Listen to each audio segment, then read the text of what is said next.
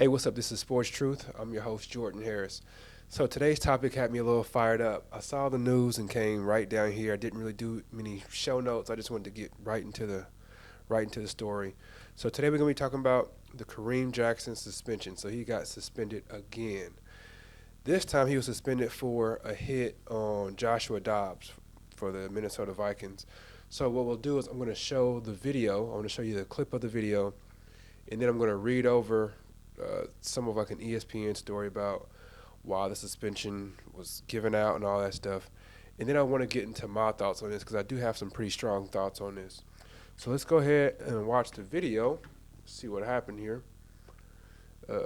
Pretty crazy, but here we go. We got a toss to Joshua Dobbs. Then you got Kareem Jackson coming in right there and delivering that hit. Okay, so that is the play that caused the suspension. And now I want to read a little bit from ESPN, and they'll explain why the suspension was handed out the way it was. So let's go over that real quick. All right.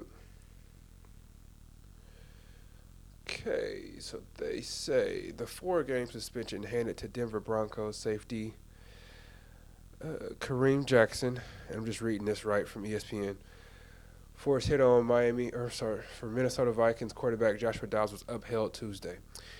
Hearing officer Derek Brooks, Derek Brooks, one of my favorite, jointly appointed by the NFL and NFL Players Association, declined to reduce the suspension after Jackson appealed the initial decision. Jackson will miss games against Cleveland, so he's going to miss the next 4 games. He'll be eligible to return in Week 16, which is a Christmas Eve home game against the Patriots. Earlier this season, Jackson had 4-game suspension reduced to 2 games by Brooks on appeal. The Broncos game Sunday night against the Vikings was Jackson's first in his return from that suspension. So he had some hits that I wouldn't call illegal, but he had some hits that were unnecessary. Let's call it that. So he had some unnecessary hits, and he was suspended for that. Then he got a 4-game suspension originally. Then it got cut down to 2 games. And his first game back, he does the hit on Joshua Dobbs.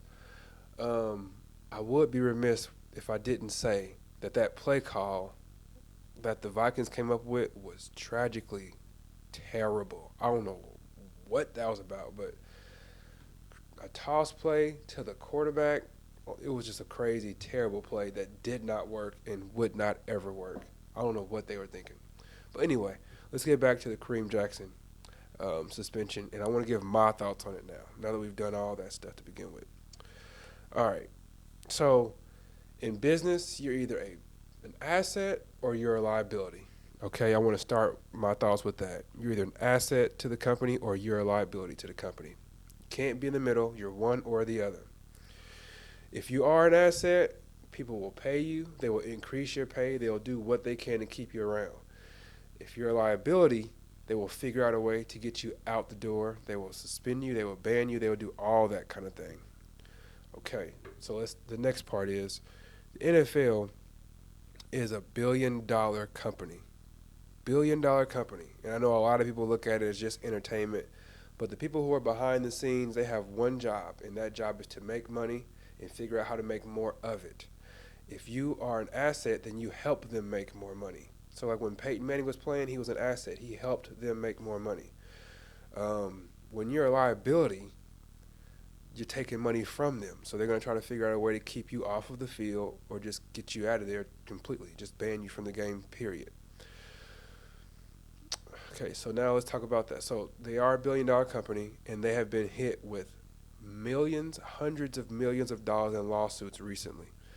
I guess you can call it recently. But the reasons why they were getting these lawsuits is due to people getting concussions, due to not just concussions, but they were saying the NFL did not tell these players about what their future might look like if they continued playing this sport. So they were like, yeah, I mean, obviously I was diagnosed with a concussion, but I didn't know the long-term effects of what a concussion would look like in my future.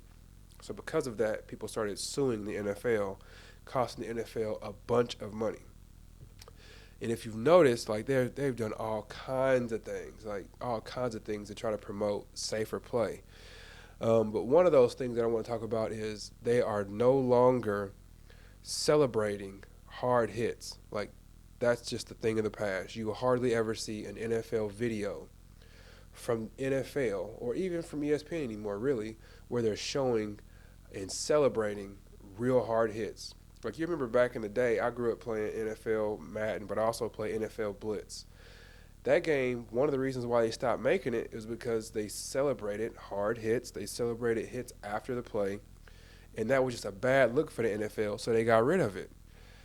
So now you bring in somebody like Kareem Jackson, somebody who has had a past of hitting people. I wouldn't call it dirty. Some of the hits are dirty, actually. I wouldn't call all the hits dirty, but I would definitely say that all the hits are unnecessary. When the rule book clearly says that you should not, what's the word they use? You shouldn't just jump into somebody with your helmet down and trying to like eliminate them from the game. That was cool in the 90s when Shannon Sharp was playing, and back in the 80s when Walter Payton was running the football. Times are different though, especially when you got these lawsuits looming. It's a lot of stuff you got to do to try to keep those from happening. And what they're trying to do is trying to get people like Kareem Jackson to stop doing that because it makes their brand look terrible. And he continues to do it. He got suspended 4 games. They cut it down to 2 games.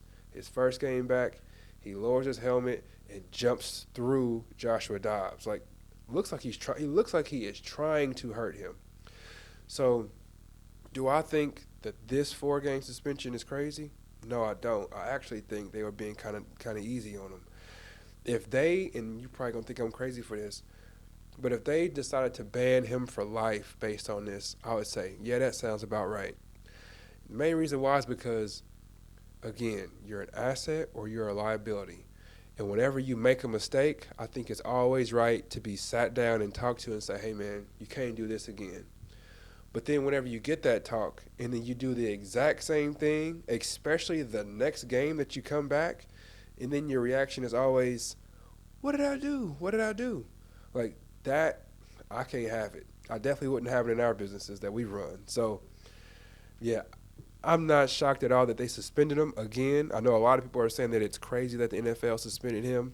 They're saying it's crazy that the NFL is getting so soft. What I would tell those people is that they're not the ones who, like the people who are complaining about these suspensions and the NFL is too soft, I would tell them, you're not the one that's got to write these checks to these people who are suing you. If you were the person who was having to write these checks about these lawsuits, you would be trying to get people like Kareem Jackson out of the game too. I know I would.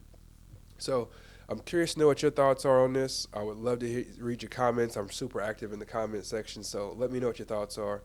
Please do like the video. Also subscribe. We're on a mission to get 1,000 subscribers by the end of the year, December 31st. Right now it's November 22nd, so we've got about 40 days or so. So please help us reach that goal, 1,000 subscribers, and we'll go from there. As always, I appreciate you watching the video. Thank you for your time. God bless. Take care. Peace.